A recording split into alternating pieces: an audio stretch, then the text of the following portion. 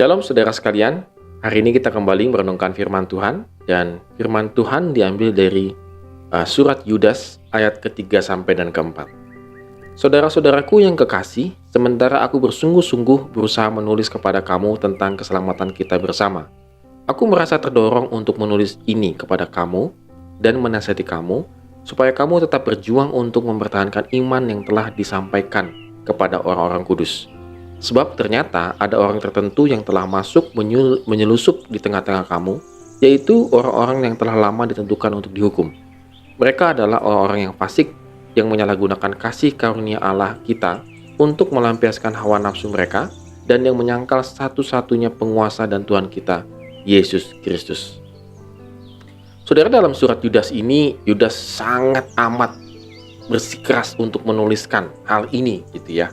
Menuliskan tentang bagaimana kita harus memperjuangkan untuk mempertahankan iman yang telah disampaikan kepada para pembaca surat Yudas.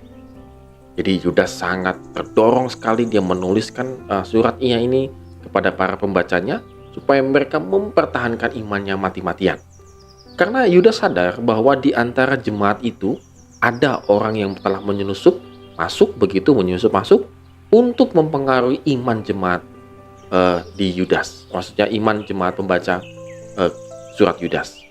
Dan juga bukan sekadar untuk mempengaruhi imannya, bahkan sampai kepada tujuan goal utamanya, supaya mereka tidak lagi percaya kepada Tuhan Yesus Kristus. Bagi Yudas, hal ini harus diperjuangkan, harus dipertahankan mati-matian iman jemaat tersebut. Saudara, begitu juga dalam kehidupan kita, saudara sekalian. Kadang-kadang kita tidak lagi untuk memperjuangkan atau juga mempertahankan iman kita mati-matian. Banyak hal yang sangat kompromi dalam kehidupan kita ini. Apalagi kalau kita mengkompromikan yang masalahnya benar atau salah. Pada saat ini, masalah benar atau salah itu menjadi sangat relatif dalam situasi dunia pada saat ini. Namun, kita harus ingat bagaimana Yudas juga menasihatkan kepada jemaatnya, para pembacanya, begitu juga dengan kita. Bahwa kita harus semakin hari mempertahankan iman kita. Jatuh bangun mempertahankan iman is okay. Tetapi yang jelas adalah bagaimana kita sungguh-sungguh mempertahankan iman kita. Saudara, suatu hari ada dua misionaris yang tinggal bersama-sama, yaitu mereka berseberangan jalan, rumahnya berhadap-hadapan.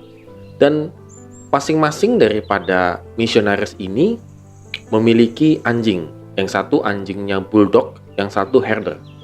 Kemudian anjing bulldog ini agak usil begitu, saudara. Dia menyeberang dan menghampiri anjing herder. Karena anjing herder itu terkenal sangat galak gitu, maka mereka berantem lah ceritanya. Mereka berantem, akhirnya si bulldog ini kalah, lalu balik lagi ke kandangnya. Besoknya anjing bulldog ini datang lagi ke anjing herder itu. Gangguin, usilin, lalu berantem lagi, lalu anjing bulldog ini kalah. Lalu besoknya lagi, saudara, anjing bulldog ini menghampiri lagi anjing herder ini. Diusilin lagi, habis itu berantem lagi. Demikian seterusnya, saudara sekalian. Beberapa hari demikian.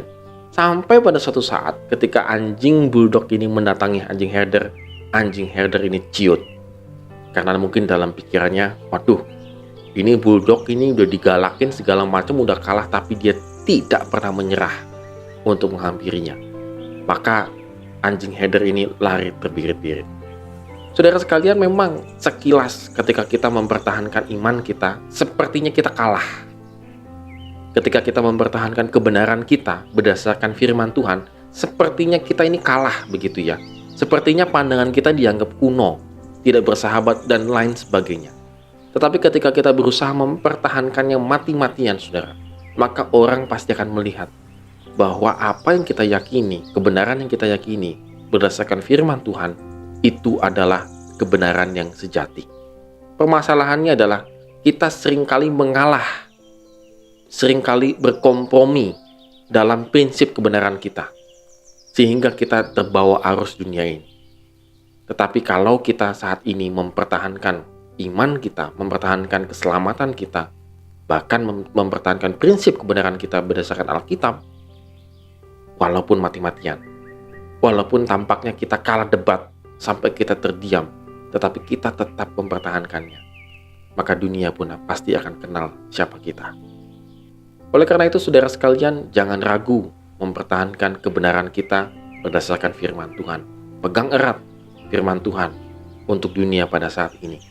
Karena dunia pada saat ini sebenarnya memerlukan mercusuar kebenaran.